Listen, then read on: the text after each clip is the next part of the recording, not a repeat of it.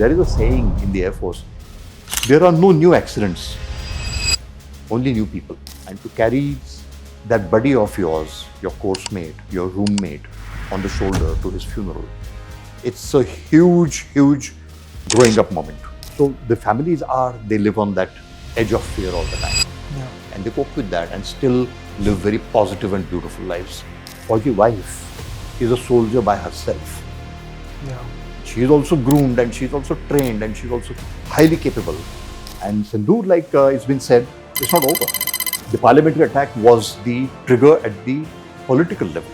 The wars are essentially for political purpose. China, India and US. So हमारे air force में या फिर हमारे आर्म फोर्सेस में कैपेबिलिटीज में क्या डिफरेंसेस हैं? Did we ever come very close to using a nuclear bomb on an enemy state?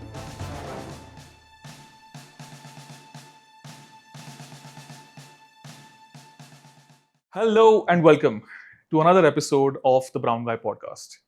A lot of you loved our episode that we did with Air Vice Marshal Dhananjay Khot sir last time, where we understood at a very deep level what it means to be a fighter pilot in the Indian Air Force. We all have seen the movie Top Gun, and we've all seen the maneuvers that he does in those kind of movies. But are they real? We got to have a deeper glimpse and an inner glimpse in the life of a fighter pilot through Dhananjay sir's words and his experiences. He even shared a few close calls with us, right? So, and also thank you for showering so much love on that episode. We were so happy that we decided that let's go and bring him back once again. So today we have once again with us Air Vice Marshal Dhananjay Khot sir, who's going to tell us more about the culture at the Indian Air Force, the community building that happens within the families of the Indian Air Force, and so many more things. We are also going to talk about India's nuclear strategy. We are also going to talk about the disappearance of the AN-32 aircraft that happened over the Bay of Bengal, and a few more interesting things. So stay tuned, keep watching the Brown Guy podcast. Enjoy. Air Vice Marshal Dhananjay Khot sir, welcome back to the Brown Guy podcast. Thank you. Lovely to have you back again. A lot of things have happened. A lot of things have changed since the last time we spoke. Yeah. Operation Sindoor happened, right? Which is which is when the entire country saw the might of the Indian Armed Forces. When all the three wings of the Indian Armed Forces came together, what we could achieve, and that was actually exhilarating to watch on television. And I'm sure it must have been 10 times more of that to be a part of that. Right, so lots to talk about, sir, with you. But can we start off with Operation Sindoor, and what do you think, sir, about the operation and its outcome and how it turned out to be for India? Yeah, thanks a lot, Jaideep, for having me back on the podcast. Good to be back with the Brown Guy podcast here. And you're right, the last time we spoke was before Sindoor happened, and a lot has changed, I think, for our countrymen after Sindoor, and the memories of that are still very fresh. Very sadly, I couldn't be part of it, unfortunately, because I was out of uniform. But a lot of my close colleagues and friends and juniors were at the very heart of it. Yeah. So that was wonderful, to know that they were able to do what they did. I think what's really different or striking about Op Sindoor is how different it was from all previous, battles that we have had, or these skirmishes that have happened, or operations that have happened in recent years, but also in the past. This was one of those one-off things where technology was used, more than humans crossing the border. Yeah. And it was not humans who crossed the border. We didn't walk their land. They didn't come in here. But there were drones, there were missiles, weapons of all kinds that did cross. Yeah. And so all the damage that was done at a longer range. Except, of course, where we had the aircraft skirmishes in which people were actually shooting at each other. Yeah. So what's very interesting is how each operation is so distinct from the last one that happened. And that really characterizes the very nature of war. And it morphs and it changes, and it is situationally and contextually very distinct from what happened in the past. Yeah. And Sindoor, like it's been said, it's not over. That's what they this say. This may just be a pause, Yes, right? And there may be more to follow. So it's a work in progress, I think. Yeah. But if there is more to follow, sir, how do you think that strategy will play out? What is it that India Impossible will... to say. Impossible to say at this point of time. Yeah. We would be speculating big time. Yeah. Right? Because finally, it is the decision maker at the apex levels. Yeah. Okay, who would take that call? And so, very difficult for us to speculate on how it might unfold or work out. Yeah. Yeah. You mentioned a very interesting point that this operation was very different from the ones that we've had in the past, Yes. right? And past, if I think about Operation Parakram saw one of the largest deployment of fleet, right, across the country. Yeah. But we did not cross the border, if I'm not wrong, Yes. in that case. Yes. So वो कैसे अलग था? उसकी वजह क्या थी? वो क्यों किया था हमने? What was the reasons behind that? And was that successful? How did that turn out to be? Yeah, very interesting that you mentioned Op Parakram. And like you say, the similarity with Sindoor is that nobody crossed the border. Yeah. Right. And that's where the similarity ends. Op Parakram was the single largest mobilization that the Indian Armed Forces did. And in a sense, we also kind of forced Pakistan to do the same. And it was a long deployment. It was the longest deployment, probably after the Second World War, that any Indian unit or Indian units or Indian Armed Forces. How long was that, sir? This was like the people who were deployed for the shortest time were probably about 9 to 10 months, and people who were there for longer were there for over a year. That's a lot. That's a lot. And everybody's away from their home bases. Everybody's away from their, parent bases and so on. Yeah. So Op Parakram was a whole different kettle of fish, and it was a long drawn affair in which and it went through these little ups and downs where the intensity used to suddenly be high and you expecting to cross the border any moment. And then it used to be, okay, we're, kind of winding it down a little bit. So you kind of, not really standing down, but you bring it down a notch or two, right? And then you do a little bit of your normal training and progressing of the youngsters. And then again, it kind of winds up in pitch, and then you're again kind of at that heightened intensity. And so that was the kind of nature of Op Parakram.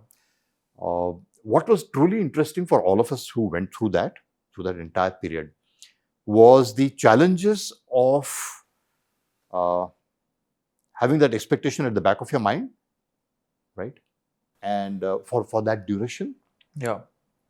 There were times when our aircraft were armed with bombs or with rockets and whatever weapons for months, for weeks, without them being dropped from the pylons of our fighters.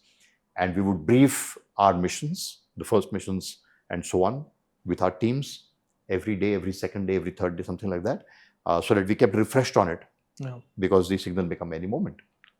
And in the in-between times, we waited, we prepared, we hardened ourselves, we educated ourselves more and more and more, and to bring that whole training to the finest pitch. It was a whole different set of challenges. Another very interesting thing, a very human part of Op Parakram was that everybody was deployed far from home. Is it? So, for example, my squadron operating out of Halwara, our operation location was Nal, that is near Bikaner. Was that done purposefully? No, it happens like that because what happens is your wartime deployments are not necessarily always from your home base. Yeah. For a lot of army units who are based in the hinterland, because it is the border security, police forces like the BSF or the ITBP, and those are the ones who ordinarily do border management, most of the border, the international border. And there are certain areas where the army actually mans the border, like the line of control or line of actual control, as we call it, where they're kind of eyeball to eyeball with the other side. But otherwise, most of the army is always placed a little behind. That's where the bases are. That's where your depots are. That's where your storage is, everything. But when you deploy for war, you go to bring it all up front. Yeah. Right. And so your op deployments are normally the places from where you go to war. Similarly for the Airforce. For example, if it was the western border in this case, which was activated, we have squadrons in the east who would be activated and brought up front, because this is the border that is being activated. So they would deploy, for example, in places like Jodhpur, like Jaisalmer, or in Punjab and so on. So the eastern and the central squadrons would come up front, and they would operate from there. And we didn't know how long we were going to be there. So the human part of the challenge was something very interesting. Yeah. The big things that started to get into thing after a few months down was the families who were left alone there. They had to live their normal lives. Yeah. Children had to go to school, right? And oftentimes, especially, with the other ranks and so on, you find that the ladies may not be mobile. They were dependent on their husband, and having him and the scooter or something like that to take them out to the markets. Yeah. And things like, and they were without all of that support system. The man of the family, gone for months. And you wouldn't know whether and when to give leave because you had to keep your forces up there. Yeah. So the whole management of that long deployment was a huge lesson for us. Wow. Something like that had not happened for that long. Yeah. All the earlier thing, even the 71 war was a relatively short one. So that's how that whole thing was. The human challenges there were very interesting. Wow. ये हमेशा कहते हैं कि फौजी की बीवी होना भी एक डेजिग्नेशन होता है. Right? That's always a designation. Or if you're an army kid, that's also kind of a responsibility because, as you pointed out correctly, I can't even remember when, let's say, when my father was away from home for 8 months or 9 months. I've not seen that. I don't come from an army background. So I can't imagine the mindset growing up when in those early teen years, 13, 14, 15 kind of years, when you need your father to be around the most to, in a lot of ways, discipline you, to make you into a fine gentleman, right? And at that time, at the peak of that time, to leave your kids for 8 months, 9 months, 10 months and go on operations, that must have been unimaginably difficult. So what is this coping mechanism that you've instilled in your family, or on a broader perspective, how the other Air Force personnel do that with their family? Is it a support function, a support mechanism which is very tightly knitted? Is it also about the community being very strong, that हर कोई खड़ा है एक दूसरे की help करने के लिए? How does that happen? Yeah, you're absolutely right. It is a community thing, really, and the Fauji family is a very special one. Okay, and this is really true of Fauji families all over the world. Yeah. So the essential character doesn't change. A Fauji is a Fauji, जहाँ भी है.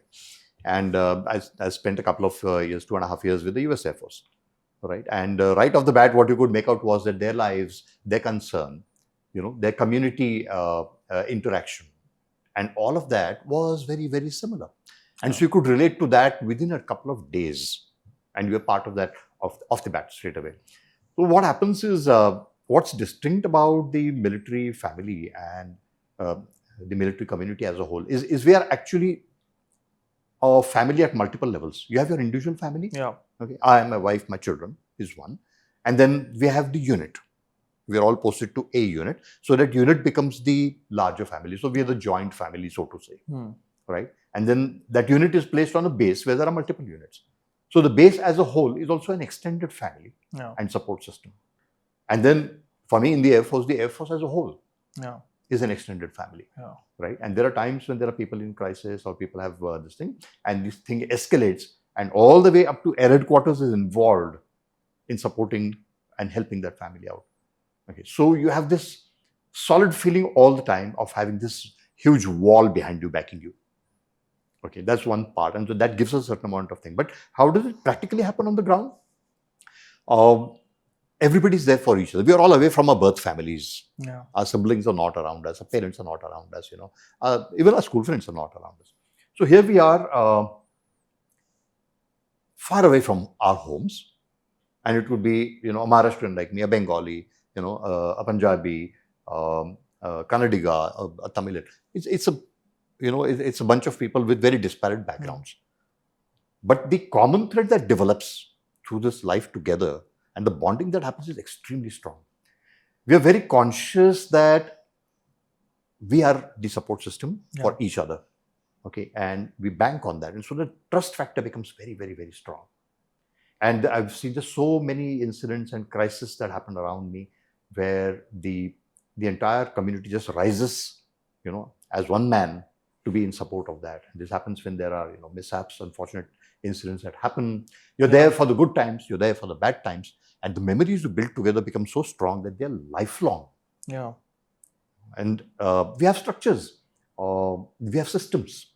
So it's not a random thing, right? I mean, today also, if I stay in a colony, there are so many people who stay around me, right? And we know our neighbors, we are friends with some people, etc. There is a community life there, right? And it's usually good and healthy and sensible and mature. But it's still not the same thing. The intensity of the community life that I experience in the forces is not something that can be replicated as a rule when I live here in the civilian setup where I'm living right now. Yeah. Right? And there are very important reasons for that. One of them is that we have a system. We have ways of doing things. Yeah. There are norms in which you're groomed and brought up. Yeah. So there is a certain amount of nurture. Yeah. Right? By nature, humans we are all social animals. Right. So dosti, wo, milna, julna, it's part of our life. So that's a very natural thing, and that happens everywhere organically. But when you have a system and you have an institutionalized, structure that underpins the whole thing, it takes on a whole different level, discipline, and that is what makes all the difference. There are chota things. For example, there is something called the ladies' club. Yeah. Okay, where all the officers' wives are involved, or like we have the Airforce Wives Welfare Association, Yeah. and they have the get-togethers where everybody comes and meets. The problems are discussed. You have good time. You plan the whole thing, work together towards it. It builds bonds, right? And there are times when people will crib about it a little bit. Time nikal ke jana pad raha hai to do this particular thing. But years later, when you meet them, that is what they remember, because the time spent together. Yeah. Right, the time doing something interesting, the laughs, being invested in something together. Yeah. It becomes everybody's common ground. So that's how beautifully that community builds up. And it's a lifelong thing. People that I have worked with 30 years ago, 35 years ago, even if you haven't met and we meet today, okay, there's not even the thinnest veil of a barrier there. The trust is instantaneous. And this is true not only with people I've worked. The interesting part is, being a Fauji, okay, you're connected to the Fauji community as a whole. So I may meet a naval officer somewhere or an army Jawan somewhere. Yeah. The moment both of us know that we've been in uniform, we are instantly a team. We may be on a railway journey together, but we just know, even if we're, for example, in the same compartment and things like that, aate jate, we'll inquire about each other. We got each other's back.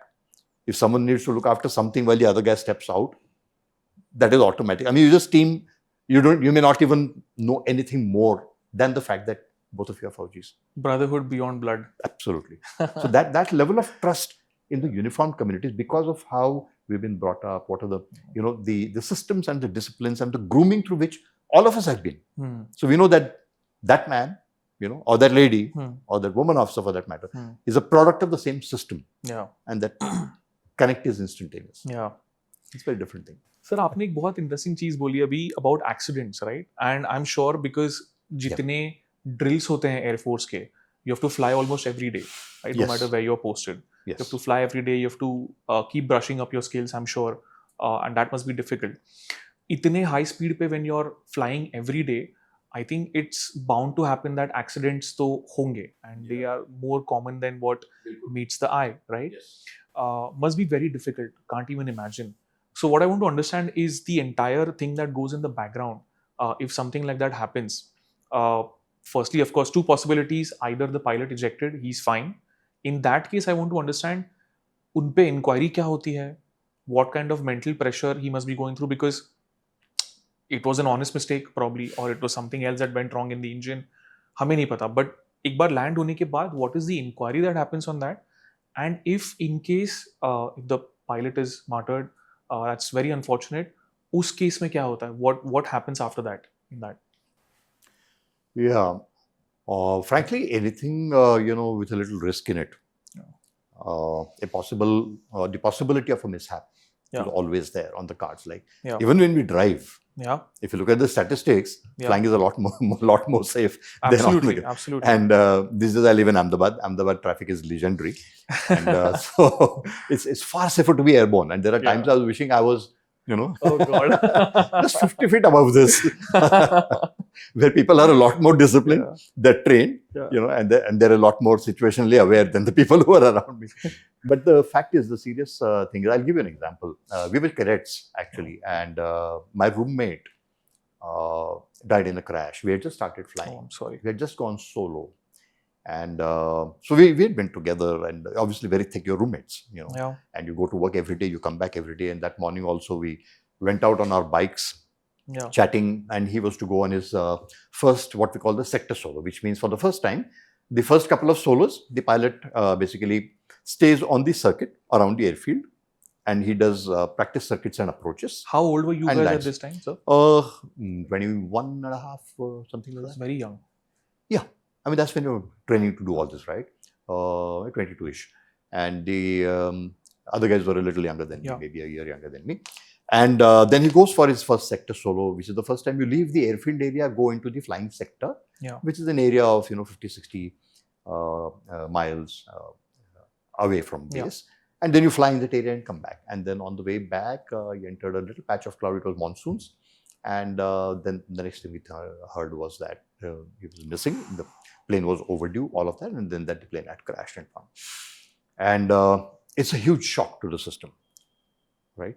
You grow up training for the accidents and for the emergencies, not for the accidents, for the emergencies on how to cope with that, right? Your instructor that, teaching you that from the moment you start your training. Yeah. And so we are very rigorously trained to coping with emergencies and unusual situations, right? It could be aircraft malfunctions, it could be weather related, it could be a number of different things, could be very situational stuff also. But that time we are very young as cadets. It's just about starting to, and these are the first few flights alone with the instructor not with you. So it's experience that you lack and a lot of other skills that will come with experience. And that happened. And then the whole community, all of us were in a shock, right, at that instant. But the system, first of all, helps you to orient, put things in perspective, so that you have your coping mechanism is understanding it first and in the right light, right? So the instructor would sit us down. They told us, this is what has happened. Very unfortunate. We have lost a brother. And our first job is to, take care of everything that follows thereafter. Next, I found myself with his uniform shoes and his uniform, because he was wearing his flying boots when he went for the sortie, and bringing that back to the room. Then I was part of the, there is a board of officers we do to go through all of his stuff, make a list of it all. Okay, so all his stuff is got together to be handed over to the family, or whatever belongs to the Air Force goes back to the Air Force, and so on and so forth. So there are all these practical things to do, and then the family arrives there, and then there is the funeral. I was one of the pallbearers, one of the 6 pallbearers for that particular thing.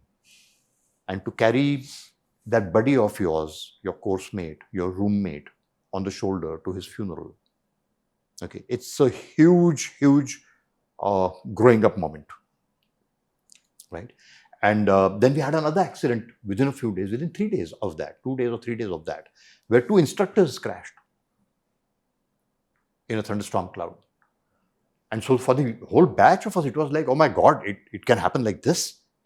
And there's the other funeral. And there's the other families in distress. So that was our entry into the Air Force. It doesn't always happen like that. It just so happened with my course, where in the cadet stage. And then a lot of the people, they introspect. And they ask themselves, is this something I really want to do? There are people who take a psychological hit. Okay. There are others who find the psychological resources to cope with it. Within your mind, each one is fighting that little battle to rationalize what has happened. Okay. And all of us who wanted, we were still very determined that we wanted to become pilots, and military pilots at that. Okay. We found ways to cope with that and say, okay, I'm going to continue and I'm going to become a pilot. And I'll find ways not to be in that situation. I'll train myself, right? And I'll be very alert, and I won't make the mistakes that happen.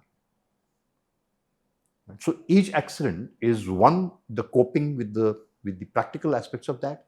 Then there is the psychological coping that happens with that. And then there is the mental and cognitive coping that happens with that, because you now do the inquiries that you mentioned. Fact finding is what an inquiry is, right? So you go very systematically into it. There is a technical member, there is an operational member, etc., etc. And then you try to reconstruct everything, right? And put it into focus, and then find out what are the lessons learned here. What happened? What went wrong? And then if there's something that needs to be told to the community as a whole, that listen, this is what happened in this one, and therefore this is how you got to do things in the future. Okay. There is a saying in the Air Force, there are no new accidents, only new people. So a lot of this stuff has happened before in earlier generations. Right? But how often do we repeat and revise those lessons? And that's part of our training also. We go back to accidents that have happened in the past, revisit those accidents, revisit the lessons learned, and then talk about how we will cope with a situation like that, how we will deal with that, handle that particular Yeah. situation, and make a safe recovery. So that is the mental part of the coping. And so all three things require institutional systems to do that. Yeah. Right. And then there is, of course, the family side of things. And that's a whole different thing, because here the emotional part of it is so much more heightened. Someone is dealing with a permanent loss. Yeah. And they're usually young people. So You there's a young mentioned wife. 21. There's a young wife sometimes. Another accident happened when I was a young pilot, where I was a flight lieutenant, and a young squadron leader. Again, it was a thunderstorm related thing. Didn't know that he was entering that, and then there was a disorientation and then crashed. Okay. And we knew of course, all of us, the families are very close. So the wife and the young son, they were also close. And we suddenly find ourselves an hour later, and someone has to go and break the news to them. All flying stops, right? And so often the families, they know this instinctively, that if suddenly you find that there is no plane flying above, the sound of the jet engines roaring and all of that is takeoffs, and this thing is not happening, there is an eerie kind of it falls on the whole base. Why is nobody flying, kind of a thing? And the weather is okay. It's not as bad weather, everybody knows, okay, bad weather, so can't fly, whatever. So the families they live on that edge of fear all the time. Yeah. Right? And they cope with that and still live very positive and beautiful lives and construct that. And that again is part of how the community and the thing builds. So the psychological build-up, so that the Fauji wife is a soldier by herself. Yeah. She is also groomed, and she's also trained, and she's also highly capable, and becomes highly resilient as time goes. Yeah. And then it's a very sad thing that happens. And the whole community, all of us then flock around the family. We take care of everything there. Yeah. So people will bring the food, people will be there to keep company. Their families will come. Yeah. From their hometowns. Their closest friends will come. They'll be there for many days on the base. So someone needs to take care of them as well. Attend to them as well. Help them cope with the loss. Yeah. Right? And so in different places, it takes place in different ways. But that's how that thing happens. And so that's where the community and the culture, a culture of resilience, a culture of putting things behind you and yet not being callous about it, of still being sensitive to those for whom this has been a permanent hit. Sensitive but detached, because you have to do your duty. Yeah. So, that degree of detachment that is required for you to be functional, active, right, and walk back into the cockpit. Yeah. When one tail number of your aircraft is gone, the aircraft that you flew day before yesterday, no longer there on the tarmac. The aircraft's gone. And the pilot with whom you flew and with whom you had fun and you had beer in the mess on Friday afternoons, all of that buddy of yours, it's like a piece of you is gone. Yeah. That's how and to cope with that and to yet go back, walk to that aircraft again. And that's where leadership counts so much. I remember this particular incident I mentioned where our senior, a squadron leader, he met with an accident. And of course, after the initial portion was done, the very next day, that psychological hit and that apprehension that comes, that you can crash, it's a subliminal thing. It's not something you think, right? Because you're trained to overcome fear, right? But that thing grows in that particular period, right? And so the first thing to do is to break that. And the very next day, our chief operations officer, then Group Captain Bhushan Gokhale, later Vice Chief of the Air Staff, he got airborne in a fighter in the morning. This is after, of course, the funeral and that part is all over. Right? And everybody's kind of returned to their thing. And then he flew a sortie right over the base, doing dummy dives and pulling out and all of that. So the roar of the engine was back. And it was kind of a reset that was happening. Leading from the front. Yeah. And the very next morning, our CO and all of us in the briefing room, CO talked about that particular accident. And then he spoke, words that gave us such strength and confidence. It was back to every pilot got airborne. one after the other. I mean, we flew the formations, we flew the sorties. Wow. All of us flew the missions, came back. One sortie behind you, the whole system is reset.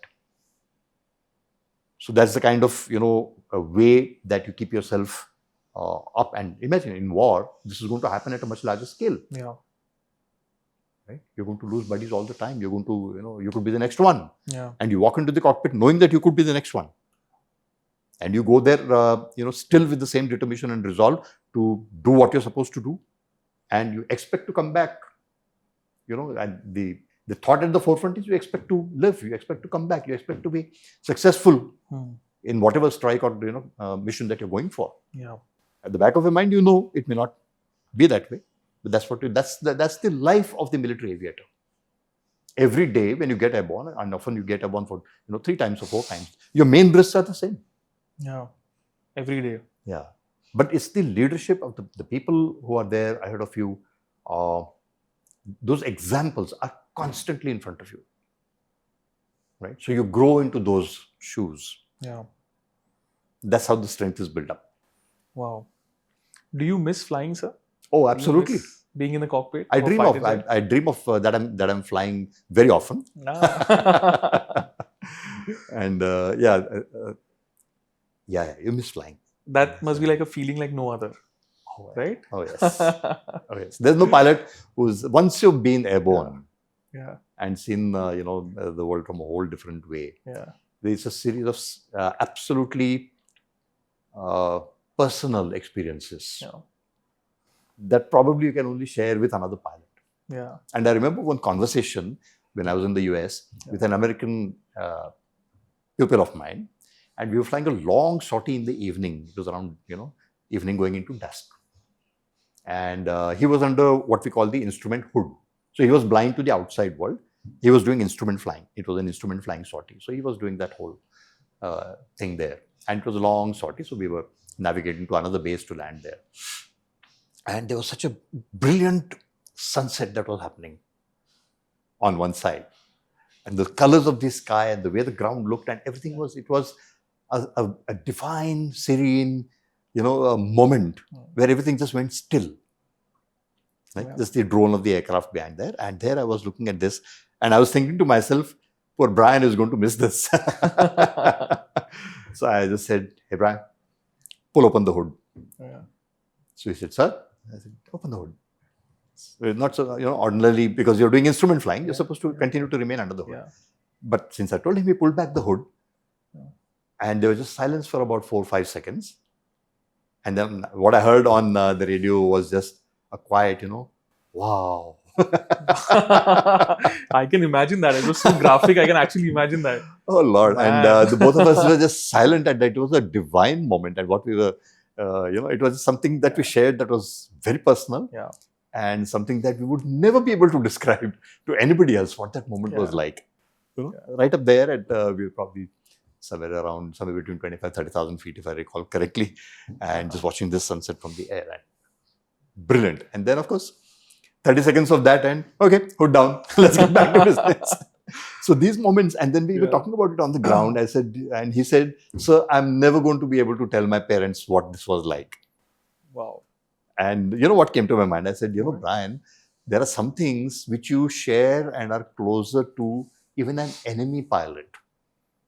But not your closest, not your wife, not your parents. Wow. You can't share this with them. Yeah.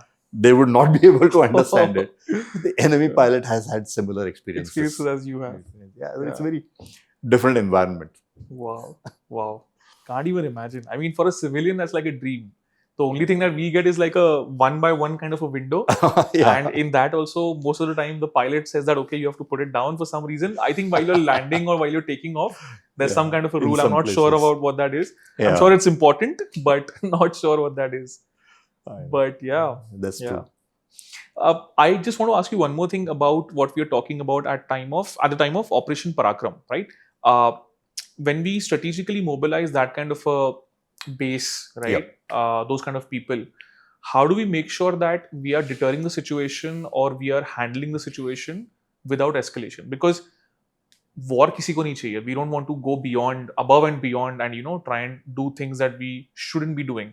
So how do we make sure that we are diffusing the situation at the same time not escalating it? Does that require a show of additional power to see that, boss, this is what I can do, so you better back down? Or it should be like, I'm only doing this and I'm letting this go, so understand what I'm trying to do and don't try and mess with me after this. Is it like that? What's the kind of mindset? Interesting. Now, this is a question that actually goes into military theory quite a lot. Yeah. And there are whole tomes which are written about it, and Okay. a lot of very, very intellectual talks about it. Yeah. Let me break it down into something that, would be relatable. Yeah. Op Sindoor was a situation where there was a kind of a moderated, escalation ladder. Yeah. Okay. Op Parakram was not a deterrent. We had mobilized in response to something that they did. Yeah. So the root of Parakram was that there was one attack on a post called Kaluchak, Yeah. Jammu area, on an army post where there was a terrorist attack and where they killed a number of our army men. And very shortly after that was the parliamentary attack, 13 December. Right? Very unfortunate. And the parliamentary attack was the trigger at the political level, right, to raise the ante, to up the ante, to raise the bar, whatever. So we mobilized based on that trigger or that provocation. Okay. Right. So it was not something that we were trying to deter. We actually escalated in a manner that we were probably going to do some kind of a punitive action. And we mobilized the largest mobilization, like I said, after the 71 war. Yeah. Right. That's 30 years. Now, deterrence was not the aim here. Okay. Yeah. So here we were threatening to be offensive. You're going aggressive. Absolutely. It was intended to be a mobilization with a possible punitive action following. We're crossing the border was kind of imminent. That was the expectation. That any moment now. Some of it might depend upon what they do, but may not depend upon that. Yeah. Right? In case of Sindoor, Once again, there was a terrorist attack. Okay, and what we've been doing since Uri, since Balakot, okay, is a punitive strike, a punitive action, Yeah. right? And so we did that. Now, this punitive action came with escape routes for them, Okay. right? You gave them a place in which they could do a dignified thing, because we didn't hit anything military. Yeah. We didn't hit anything civilian. We hit terrorist camps, Yeah. right? And we hit them forcefully. Yeah. Okay, and we told them, we made an announcement to say that we have only hit this. Okay, we have not hit the military. We didn't intend to hit the military, Yeah. right? So all they needed to do was, they could have made their statements, maybe condemning it or whatever, and saying that, whatever, and not escalate. We had left that thing open. Okay, we said in that statement, if you read that particular statement, the first release, it says this is a non-escalatory Yeah. kind of a move. We made it that clear. We spelled it out. Listen, boys, you don't have to, So we left them a door in which to make a dignified, this thing and scale it down. Yeah. Okay, so there are two options: one to do that, one to, escalate. They escalated. They escalated not because there are no terrorist camps in India to hit. Yeah. They hit military. Big mistake. And civilians. Civilians came a little after that. Yeah. But they military. started with hitting military bases and Yeah. camps. Big mistake. So now they have escalated. Right? Yeah. So now your response is, automatic. It is a given that there will be a response. Right. So then we followed up with our response. Right? That response was not necessarily, proportionate. It's not like you give me one blow, I'll give you one blow. That's not how wars are fought. Yeah. You give me one, I'll pound you down. We are allowed to have a disproportionate response to that situation. Who's stopping you? Exactly. And if you're going to do a proportional response, how are you going to win that war? Right. Battles are not fought on proportionality. Yeah. Battles are fought on the principle of being disproportionate, of having or creating an advantage over the other guy, Being of dominant. dominating. Yeah. Right? I mean, if you have to break it down into a kinetic kind of a war, which is what, or a kind of a battle, is about pounding the other guy until he backs off. Yeah. Until you prove to him, boss, this is not a good idea. I can do more damage, Hmm.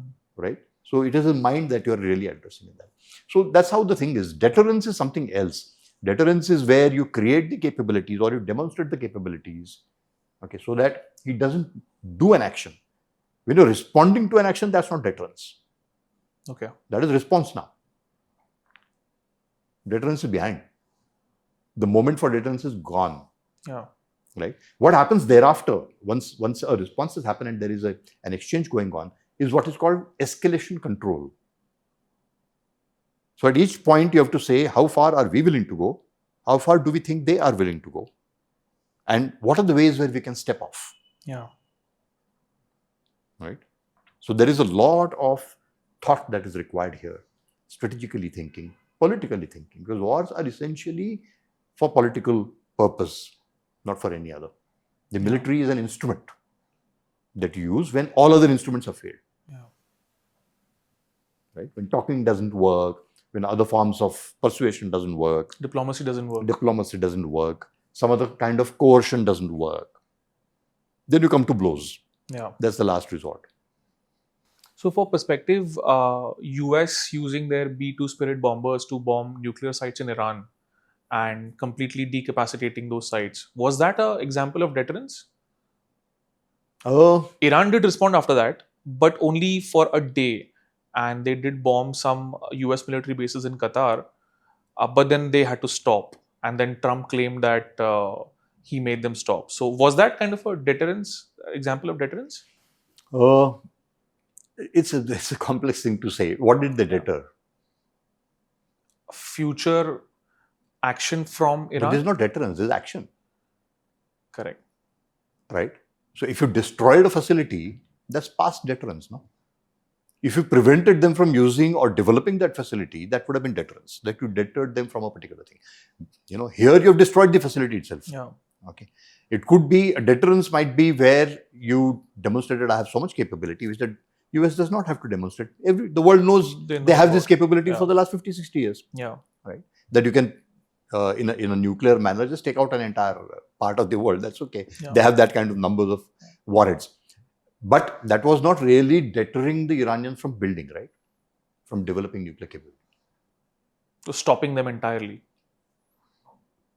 Yeah. So deter is when you prevent an action from taking place through psychological dominance, which you can achieve through physical means of demonstrated capability or intent. That's how the whole thing Got works. it.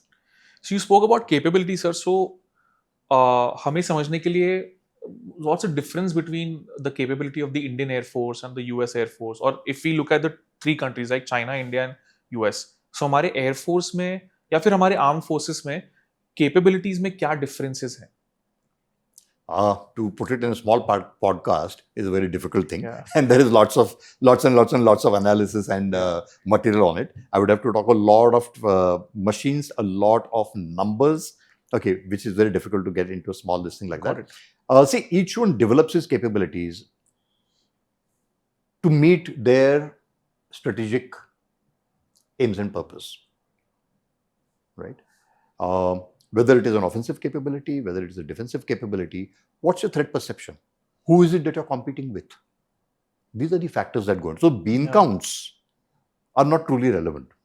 Okay. If you have a large border or a large area of interest, your bean count has to be necessarily higher. Right? So a bean count comparison, a smaller country or a smaller state with a smaller armed force, that might be perfectly adequate for it, for its purpose, for its threat perceptions. Yeah. Which is essentially typically around your neighborhood. Right.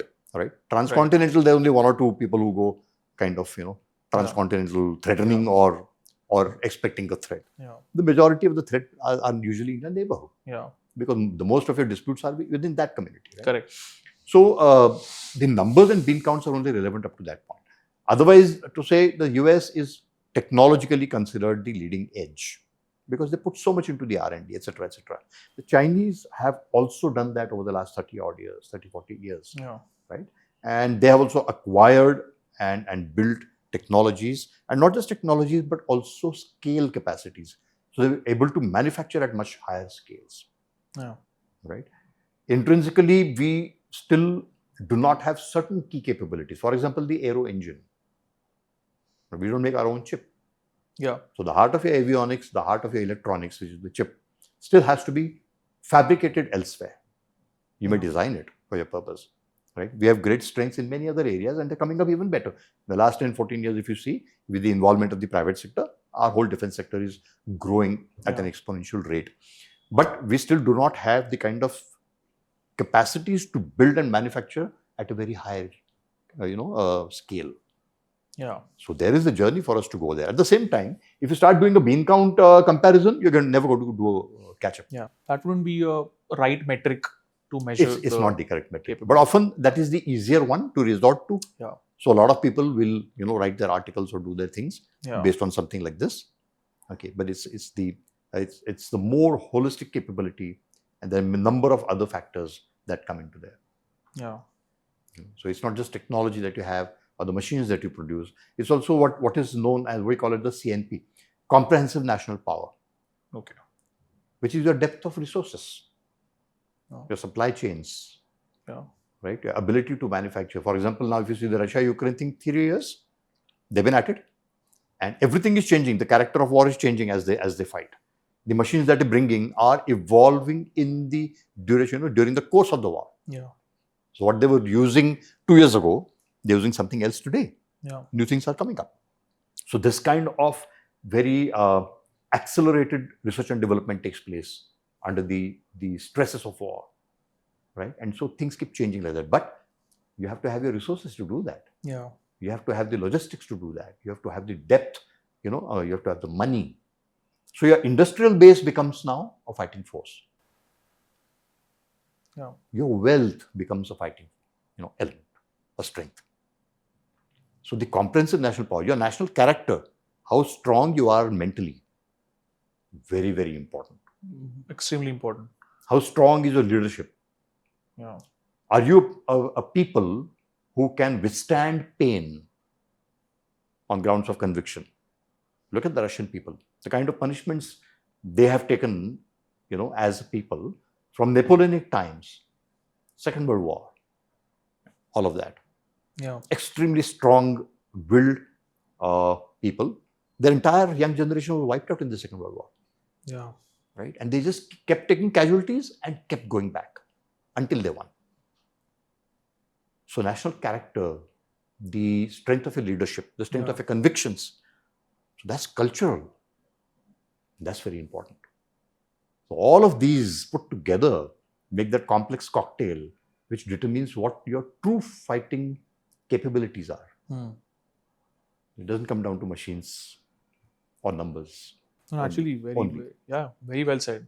That's really important to look at that. And I think, would you say that the next generation that is being raised today is kind of becoming a little softer because of technology and comfort, and I always believe that a generation that sees war, the kids of that generation grow up to be very strong and very, very resilient, mentally very, very powerful that way.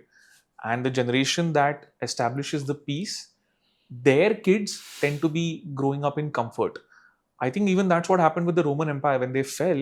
When the enemies were at the gates, they were busy partying and drinking and smoking and doing all of that. But the Romans who conquered and made the Roman Empire, those were the actual strong people. Yeah. So where's our generation going today? Are they becoming softer? Very interesting. Yeah, what you're saying is actually historically true. To say that those who have had to cope with challenges or go through hardships automatically grow up to be more resilient, more tolerant of hardship, more resolute, and that shows in crisis. And the crisis can be of any time. It need not be war alone, right? The armed forces do a lot of work in natural calamities, natural disaster relief and all of that. And those are pretty harsh also. We lose people in that, right? And so from army jawans who've, been taken by the floodwaters to helicopter pilots who've crashed in the floodwaters and so on, or in bad weather when trying to do relief operations. So crisis can be of different types. But the ability to cope with that certainly comes from It's the culture again, your upbringing. Yeah. Okay, you need not necessarily have to go through war, right? But do you keep alive to the possibility of it? You need not grow up in hardship, but are you alive to the possibility of hardship? Yeah. Do you keep alive the memory of what has been learned by earlier generations? Yeah. I'll give an example. In Russia, for example, there are many places where they have a tradition where immediately after the wedding, okay, the bride and groom go to their villages or their towns war cemetery or the war memorial. Is it? Every town has got them. First thing they do after marriage is After go to a wedding. war So cemetery? there are some places there where they have this tradition. Wow. So they keep that alive. Because their grandparents are there in those graves. Right? But they remember the soldier, the dead soldier, those who fought. Okay, Wow. you have kept the memory alive. Right? And Yeah. this is not only Russia, you find even in the US. The feeling for veterans, the way they look after them, Yeah. and the memory of wars previously fought are strong among the people. Wow. Okay. And so there are communities who do that, and there are communities who forget. If you forget, you're putting yourself in jeopardy. Yeah. Having said that, and whether the new generation is soft or not, I would say physically probably softer because this generation grew up differently. Yeah. Right? There were so many screens to look at. Yeah. We didn't have the screens. Otherwise, we might have also done the same thing. Spend more times on the screens than playing outside. Yeah. Right? But yeah, not playing outside very much, not being exposed to the sun, the wind, or to falls, to scrapes and bruises, and coping with that is definitely something lost. Yeah. It is something lost. It's a rite of passage for growing up. Even kittens gambol in the same way. They all are doing mock fights. Pups fight in the same way. Yeah. Right? It doesn't have to be baby tigers who have to fight. Even All animals. cute, kind of everybody, do that. all animals when growing up Yeah. are doing this to strengthen themselves, improve their skills, Yeah. improve, all of those things are happening in front of us. Yeah. Okay, it's only man who can alter that Yeah. and go in a different direction. But having said that, I have great faith. I'm also very fond of reading history, not just military history, but even otherwise. And I feel this is a cyclic phenomena. Yeah. And the generation today, if the time comes and the crisis comes, they'll rise and they'll cope. That's what human history tells me. So I have great faith in the younger generation. Even in the Airforce, I used to keep hearing, these guys, the new cadets who are coming these days, they're not like us in the sense, they're so distracted and mobile phone pe baithe rehte hain, Yeah. and wo jazba nahi hai kind of thing. I never bought that. And I saw that was not necessarily the fact. I would call it the failure of my generation of people then. Then you've not given them the right example. Yeah. You've not spoken the right words to them. You have not invested in them. We are all a product at the end of the day of what falls upon us, right? Correct. And what is the prevalent culture. Correct. So what is the language that falls on my ears? That is writing my script. Yeah. What am I watching on the screen? That is writing my script. What are my parents talking to me? What are my teachers talking to me? What are my peers talking to me? Whoever I admire, are they even communicating to me, talking to me? That's what's falling on my ears. Yeah. Right? What am I reading? That's going into me. That's writing my whole software. And I operate from that software. It's a EXE software. Right? Nice. That's what plays out through me. Yeah. So have I invested enough in saying the right words, in showing them the right things, of pointing them to the right books? If I have not, then I have failed. I can't blame them. They're a product. Right? I'm part of the producing team. Yeah. If I'm the earlier generation or I'm the senior, for example, in a squadron. Yeah. In a squadron, we usually used to judge, the mettle of the squadron. You can make out very fast. When you look at the middle level officers, top leadership is usually competent and all of that, and they've got the task cut out. They're busy. Yeah. Right? The bottom is in the place where they're learning and growing up. Yeah. The middle is what is deciding the prevalent, atmosphere for those youngsters to grow. The overstudies, they are the guys who point them in the right or wrong direction. Right? And so what is their ownership of the youngsters? In our squadron, for example, if every morning we start with an emergency session. We have the meteorological briefing, then we have an emergency session where one of the young officers is asked, given a situation, that this is what happens with you. What are your actions? How are you going to cope with the thing? And then he gives his, of how he's going to cope with the whole situation, including taking actions inside the cockpit, how he'll recover the aircraft. Yeah. And then that is critiqued questions are asked, etc., etc. That discussion happens. And sometimes somebody will underperform, okay, and so the tolerances are very tight, Yeah. right? So then the flight commander will get very angry, or this thinking, okay, you're not flying today, something like that. In a really good squadron, okay, and that's a culture we try to make in our squadron. His immediate seniors would walk up to the flight commander and say, sir, this morning's performance was not good. Please take him off today's program for flying. I want to spend time with him, get him to the correct thing. So his name is to go off the flying thing today. You're not ready to fly because you haven't coped with the morning emergency session properly. That senior would give him a tongue lashing. Okay, he would give him some reading task to do. Yeah. He would go fly his own sortie, come back, then sit with him and then discuss it out with him. Explain things to him that he may not have understood. Invest in him. Not just punish, but mentor. Yeah. There was no Invest. punishment, really Yeah. speaking. Okay, being taken off the flying schedule might sound like a punishment. Looks like a punishment. Yeah, but it wasn't. It is, but not in that manner. And then in the evening, he would say, "Ghar aaja." So the youngster would fetch up at home Yeah. after having got the blunt end of the stick for most of the day, Yeah. and having spent hard hours. And then in the evening, probably he would have sat with him, Yeah. and then queried him, tested him, quizzed him until he was satisfied that he's okay. Right. So that was the young middle level officer, the immediate senior, who might just be a year or a year and a half or 2 years senior to him. Okay, but he's the one who's driving the culture there. That's very important. Yeah. So it's like that. So I have great faith in the younger generation. Their world is different. They've grown up in a different set of conditions and circumstances. But the human journey has cyclic, processes. So there will be crisis points that will come.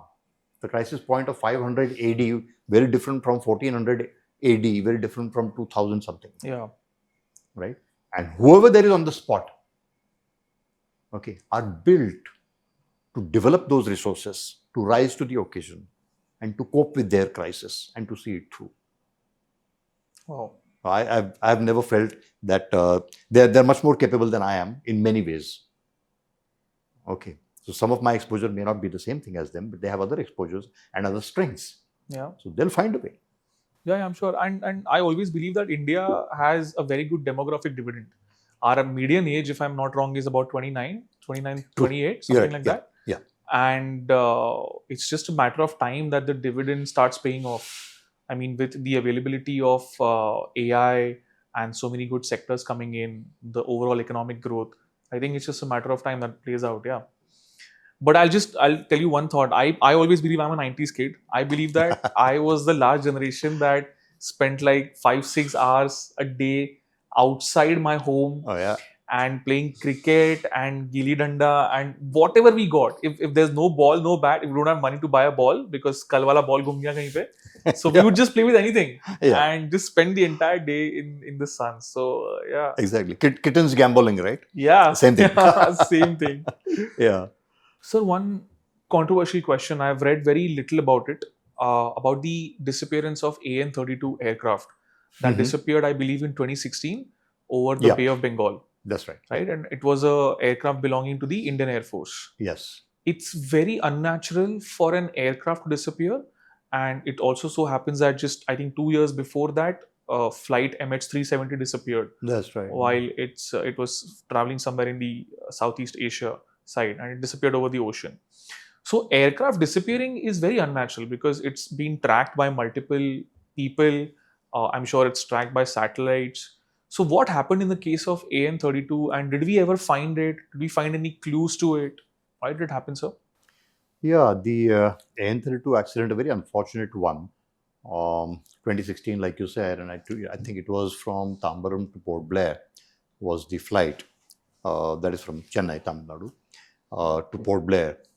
And it was a kind of monsoons kind of a period, if I remember correctly. And yeah, so it went into the sea. Now, when aircraft disappear over the ocean, obviously they've gone into the ocean, right? Yeah. There is no third way. I mean, there could be conspiracy theories, MH370, that it Yeah. was landed on some island and Yeah. stuff like that. So there were different kind of conspiracy theories and funny tales, but no. So these are very clear accidents that, happened, and where those aircraft were swallowed by the ocean. And the ocean is very deep. It's not easy to track or find. Ocean floor, to actually do sounding or any kind of detection over that is not an easy thing.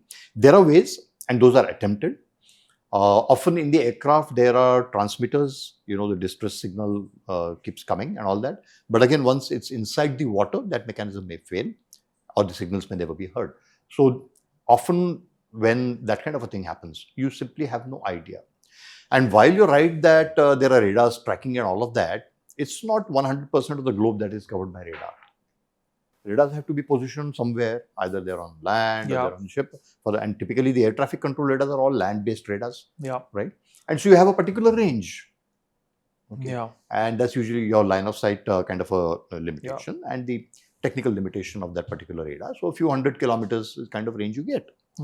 And the Bay of Bengal thing, there are certain portions in between where the radar cover, Port Blair based or Indian land based radars would not cover that area. Okay. And then a radar is tracking; it can't save the aircraft. Yeah. Right. So if the blip disappears, nothing the radar or the radar operator can do about it. Right. Yeah. He can at the most, okay. At this point, the blip disappeared. Yeah. And then what happens is the radar covering line of sight at long ranges, if it just descends below a particular level, the radar would not be able to catch it because it's a line of sight thing. Right. And there's a horizon and there's a curve. So it may disappear and then reappear on the radar as well. It can. If it goes beyond the line. If it descends below that particular thing and then gains altitude again, it could come back on the thing. That can happen, right? But all that the person knows is that it was heading on this direction, this heading, etc., and at this altitude. And then at this point, the altitude would be kind of known. So maybe if it was descending. And then at some point, the radar blip disappears. Yeah. So it's very, very, and it's not only those which have gone into the sea. There are aircraft which have gone into the hills and not been discovered because it went and crashed into a hillside and snow piled up on top of that and extremely difficult to reach. And you don't know exactly where, because in the hills, again, there are massive radar shadows. And we're talking now, earlier days, there were no radars also. And that's shielded by the mountains, right? And it's not only here, it's in the Andes, it's in the Alps. In all the major mountain ranges, aircraft has simply disappeared in the area. Okay, and we've recently found an Indian Air Force aircraft which went in the 1960s. And we found it recently. Recently, a few years ago. Almost after 60 years. Yeah, World War II aircraft are still being discovered in the higher reaches of the mountains of Arunachal, where they crashed. With thick forest, uninhabited areas, very far from everywhere. No one knows when and how it went. There were no radars those days. Yeah. Aircraft got airborne from Kunming, trying to come back into Assam, or got airborne from Assam, flying into Kunming, and didn't reach. But when we use the word disappearance, or when I wouldn't say the Air Force, but when the media uses words like disappearance, it often feels like probably there was an attack by an enemy and the plane went down. So did we find such signs, or did we find the wreckage? These are normal peacetime occurrences, and there are plenty of them. Okay. It need not be enemy action. Yeah. Okay. It could be in certain circumstances. Yeah. Okay. That would be very situational. Yeah. But ordinarily, there can be technical malfunctions. There can be things like icing, which leads to loss of control. The aircraft is not being controlled because the icing has jammed the controls. The controls are unable to move. Things like that happen. Because it's very cold at 30,000-40,000 feet. High moisture and high this thing. So monsoon, these are phenomena that happen. The moisture is so high, the moment a cold surface of the aircraft is flying through that moisture, it immediately, becomes ice on top of the thing. So icing is a very major and important hazard in aviation, based on the specific climatological conditions of that area at that time. Yeah. So, controversial question.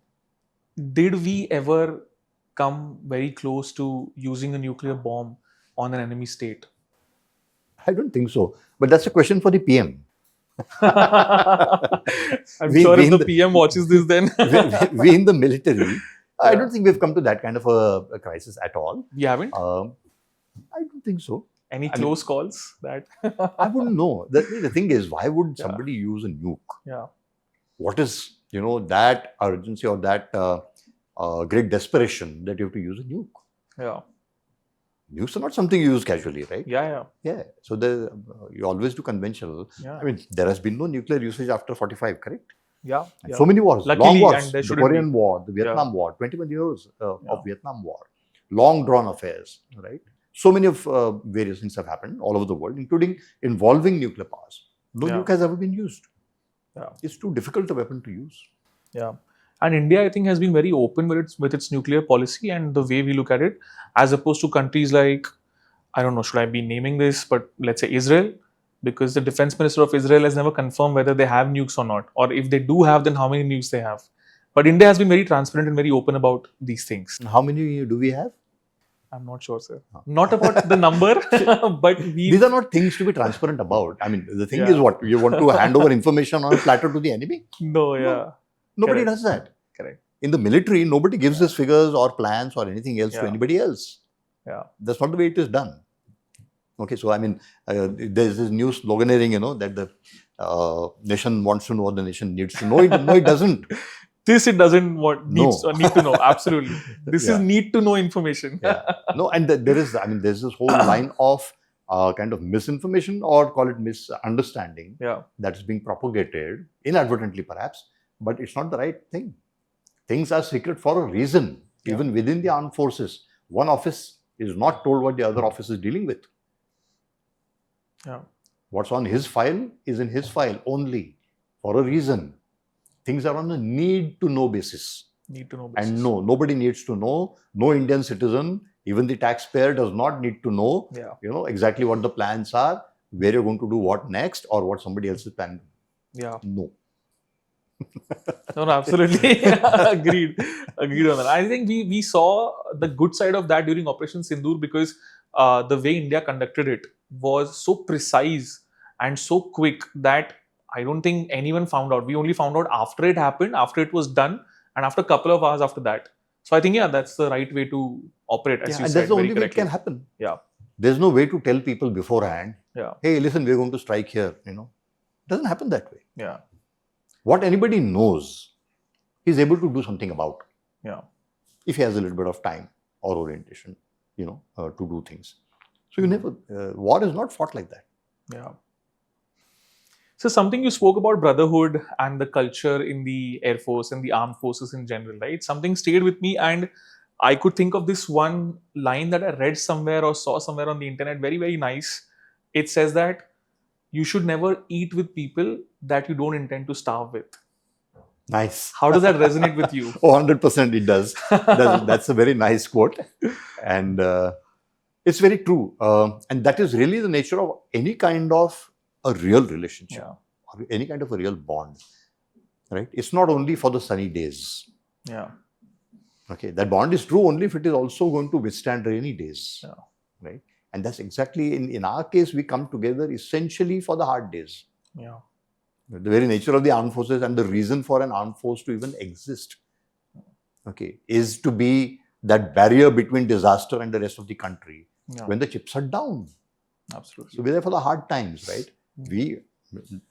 So we also have a lot of great community life together, okay, and all of that is there. But the good times and those Friday afternoon bearing sessions, okay, are built on a very sober understanding, okay, that we are essentially here for crisis. Yeah. So Yeah. drink that beer with those with whom we can starve. Yeah. Sir, if you were able to somehow go back in time and meet the Dhananjay who was 21, 22 years old, what kind of advice would you give him and why? Probably, I think, and this might be something that I might say to all young people that age and maybe even below that, or to a young cadet. And that is the age where I was a Air Force cadet learning to fly, an area of great uncertainty. Okay, because people get grounded all the time. You don't know how you're going to cope with the next sortie. Yeah. Okay, so you're essentially coping with an uncertain situation every day, afresh, a new situation, new skill to be learned and demonstrated. And I would say the short phrase would be, don't worry, you can do it. Wow. Yeah. That's the big lesson that I've learned. Yeah. That a lot of the anxiety that we have when we're dealing with uncertain situations, etc., are uncalled for, and often, and usually, it is based on our lack of knowledge about ourselves, Yeah. our ability to cope, our ability to grow, our ability to rise to the occasion, right? Because we only know what's past, what we've done in the past. We haven't seen what we can grow into in the future. But have confidence in what you can grow into and the fact that you can grow when the time demands it. So if that had been spoken to me then, I would have probably been more at ease, going through the rest of my training at the time and then after. Wow.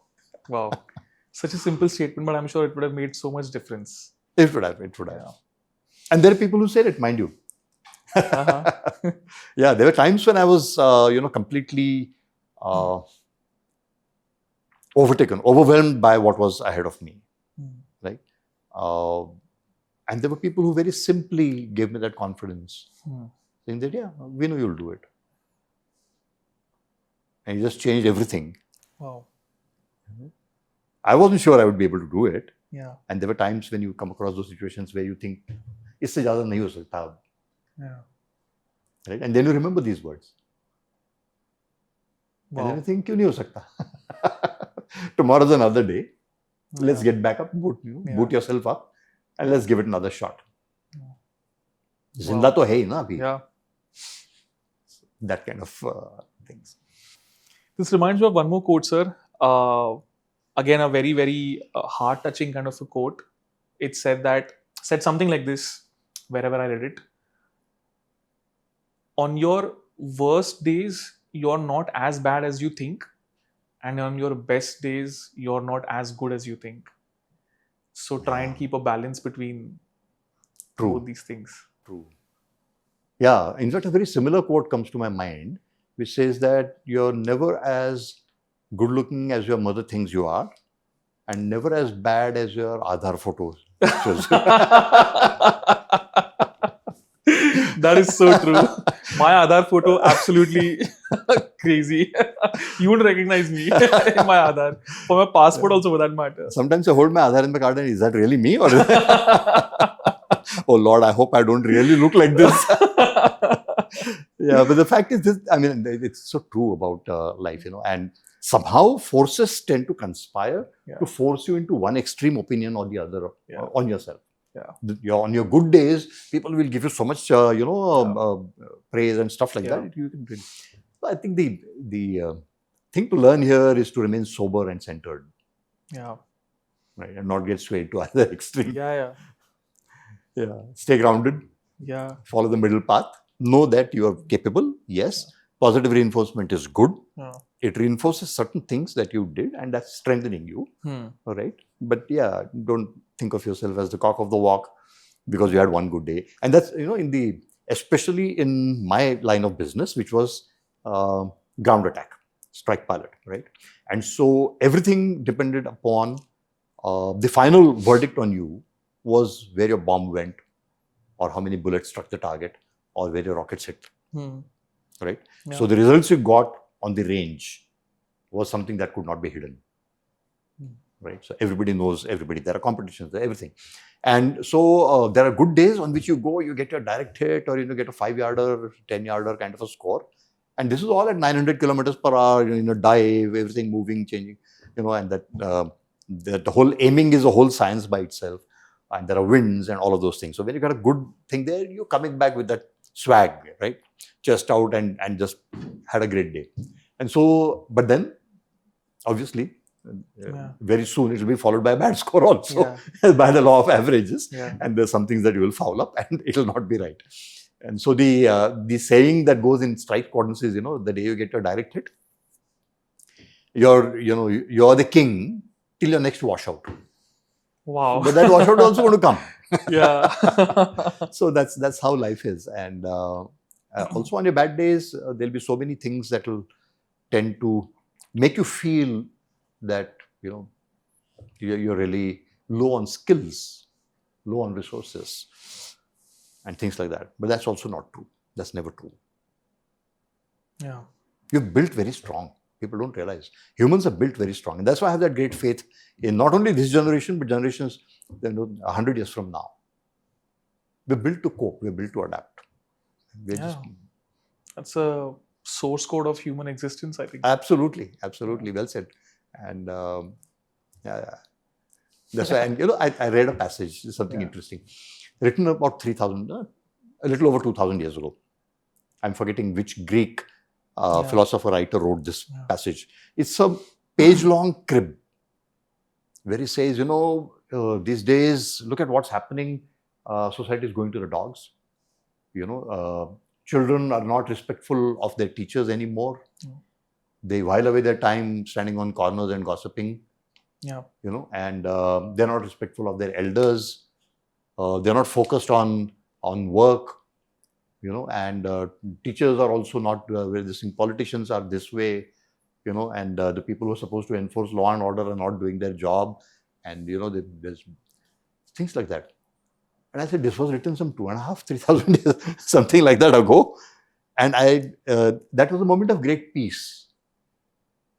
Okay, and I realized that history, some things about human conditions never change. Yeah. And that's actually going to keep happening. And every generation is going to think, when we were young, we were so this thing. Look at the next generation, they're just not the same. Yeah. They're very non-serious. We were so good, we were so sober, If 2,000 years ago, they were thinking the same about one generation younger. Yeah. So my generation thinking that about the next one, or my parent generation thinking that about us, nothing has changed. That's actually very well said. Yeah? And they also turned out right. Yeah. I dare say we also turned out all right. Of course, sir. Of course, you're being modest. 2,000 years ago and being 2,000 modest, years sir. later. And I'm very sure that these things primarily don't change. Yeah. So the next gen is going to turn out fine. It's okay. They have their, conditions. Yeah. But they'll be fine. All the Gen Zs watching this, sir is very positive about you. No, I have great confidence in all of them. They'll do better than us. Dhananjay, sir, thank you so much for giving us one more amazing episode on the Brown Guy podcast. My pleasure. Thank you for sharing so many valuable insights with me. And thank you for giving me a good perspective on the quotes that I shared with you. And I felt so good that they resonated with you the way they did. And thank you for sharing the culture behind the strength of the community of the Indian Air Force. It means a lot. Very, very motivating. Thank you so much, sir, for being here. Thank you so very much. And once again, I hope the Brown Guy podcast keeps bringing, great material for the young generation. Yes. Thank you and all the best. Thank you. Hey guys, thank you so much for watching the entire episode. I'm sure you guys loved it. I personally could learn so much about what it feels like to be a family member associated with an Indian Air Force personnel. What it takes to cope with the most difficult situations in your life that the armed forces have to go through. I mean, as a kid, I can't imagine staying away from my parents for 8 months, 9 months, or 10 months in a year. But there are people who do that and they still have a smile on their face. Gave me a lot to think about. Also, Dhananjay sir's perspectives on life as a whole really opened up my eyes and opened up my mind to a lot of thoughts.